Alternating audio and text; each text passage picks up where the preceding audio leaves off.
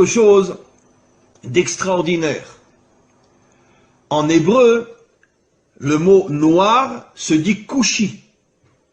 Alors bien sûr, vous ne connaissez pas l'hébreu, mais faites-moi confiance. Le mot kushi s'écrit en hébreu kaf vav shin yud.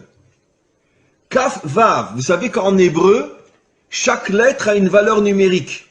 Ce qui nous permet de pouvoir faire des correspondances entre des mots différents s'ils ont la même valeur numérique. C'est un des génies de l'hébreu, de pouvoir expliquer le sens d'un mot par rapport à un autre mot qui a la même valeur numérique.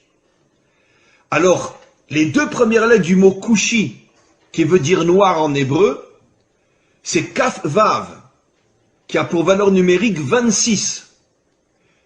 26 est la valeur numérique du nom de Dieu. Le nom de Dieu tel qu'il ne se prononce pas, parce qu'on attend la délivrance pour le prononcer véritablement, c'est un Yud, un Vav, un Yud, un He, un Vav et un He. Et ce nom de Dieu qui figure dans toute la Torah en hébreu a pour valeur numérique 26.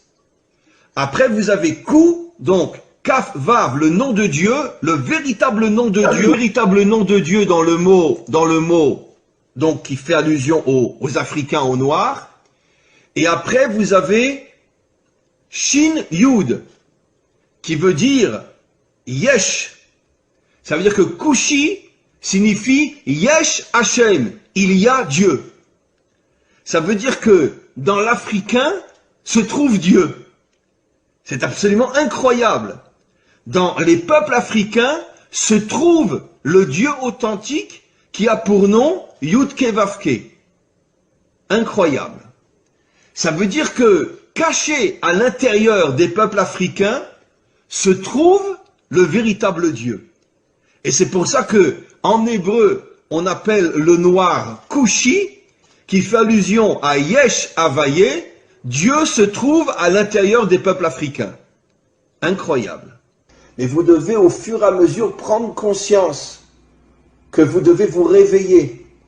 Vous devez dévoiler la dimension royale qu'il y a en vous. Vous devez vous débarrasser de vos habits d'humiliation, d'esclavage, etc. Et prendre conscience que le masque qu'on a voulu vous coller, c'est justement pour vous empêcher de devenir ce que vous devez être. Et vous allez devenir ce que vous devez être. Mais pour ça, encore une fois, il faut vous renforcer sur le plan spirituel, sur le plan moral, et petit à petit sur le plan des actions aussi. Il est grand temps, et je sais que ça se fera un jour, où les peuples africains se révolteront contre toute la dictature blanche qui exploite toutes les richesses des Africains. Et encore une fois, j'oserais presque dire, et je le dis avec la plus grande sincérité, soyez fiers d'être noirs. Soyez fiers d'avoir la couleur que vous avez. Parce que cette couleur qui est inscrite sur votre peau témoigne du fait que vous avez été choisi par le maître du monde pour dévoiler sa royauté dans le monde, comme je l'ai expliqué, puisque le noir est la couleur de la royauté d'Hachem. Donc, arrêtez d'être meurtri ou d'être humilié par tous ces racistes qui vous considèrent comme je ne sais quoi, comme ils considèrent les juifs d'ailleurs, et dites-vous, c'est le contraire. C'est justement parce que je suis un roi que tu veux faire de moi un esclave. Mais un jour viendra où vous comprendrez, vous les autres peuples, quelle est notre mission, quelle est notre grandeur, quelle est notre force. Et un jour viendra, on réussira tous ensemble, avec l'aide du Maître du monde, à dévoiler sa royauté sur terre. Be'ezrat Hashem, c'est-à-dire en hébreu, avec l'aide du Maître du monde. Les plus grandes guerres, les plus grands massacres, dans toute l'histoire humaine, c'est le monde occidental. Pas le monde occidental uniquement moderne, bien que le monde occidental moderne, entre la Première Guerre mondiale et la Deuxième Guerre mondiale, sont morts 70 millions de personnes. En 40 ans, 70 millions. Pas en 40 ans de guerre, mais il y a eu la Première Guerre mondiale qui a duré 4 ans, la Deuxième Guerre mondiale qui a duré 4-5 ans. Entre les deux, il y a eu à peu près 20 ans, donc en 30 ans, 70 millions de morts. En deux guerres qui à elles deux ont duré 8-9 ans. 70 millions de morts, sans compter tout ce qui s'est passé avant, les croisades, l'Inquisition, la guerre de 100 ans, etc. Donc ce sont vraiment des gens qui vivent, comme on l'a vu précisément dans la paracha de la semaine dernière.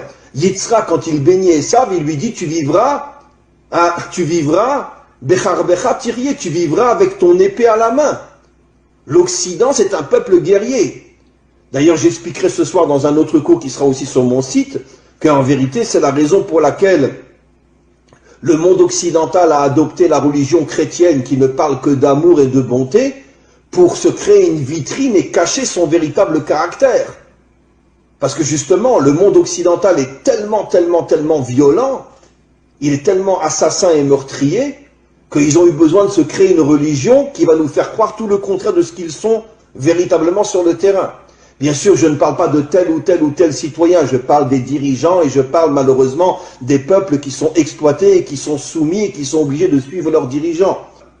Mais quoi qu'il en soit, le monde occidental s'est attaqué comme jamais personne au peuple noir, parce qu'il semblerait que dans le subconscient ou même dans le conscient des dirigeants occidentaux, ils savaient que le peuple noir avait une mission qui allait mettre fin à toutes les dictatures et à tout le mal qu'il y a dans le monde, à toute cette corruption qu'il y a dans le monde, et c'est la raison pour laquelle ils ont tout fait pour les transformer en esclaves.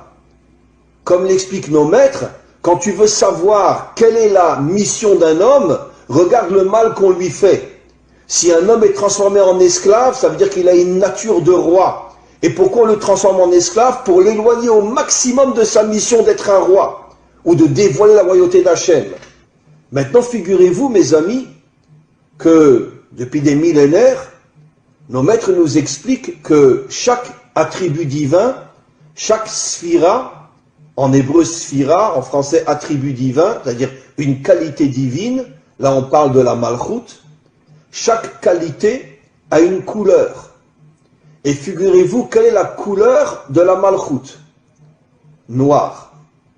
La couleur de la malchoute, c'est le noir. C'est absolument incroyable. La couleur qui définit la malchoute, la royauté, c'est-à-dire le dévoilement de la royauté d'Hachem dans ce monde, c'est le noir. Vous comprenez, mes amis, quel est le lien entre la mission d'Israël et les peuples africains? Comment se fait-il que les peuples africains sont noirs? Comment se fait-il que la première épouse de Moshe était une africaine? Que la préférée de toutes les épouses du roi Salomon était une africaine?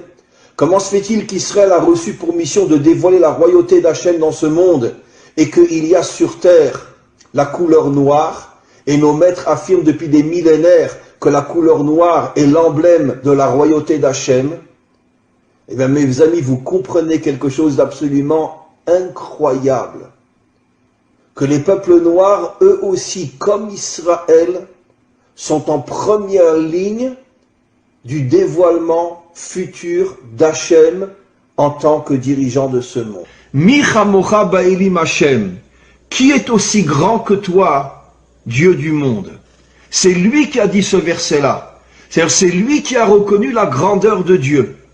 Et nos maîtres nous disent que cela fait allusion à la délivrance finale, où toutes les nations reviendront vers Dieu et diront « Qui est puissant comme toi, maître du monde ?» Mais moi, ce que je rajoute, c'est qui a dit ça? Qui est le modèle de la délivrance finale au niveau des nations? C'est Pharaon. Et nos maîtres nous disent Pharaon était un Africain, un Noir. Ça veut dire que la Torah nous révèle il y a des millénaires que le modèle, que le phare du retour des nations à Dieu, le Dieu authentique, ce sera un Africain ou les Africains et non les Blancs, non les Occidentaux. Après, tout le monde suivra, les Asiatiques, les Occidentaux, tout le monde suivra. Mais c'est Pharaon qui a dit « Qui est comme toi,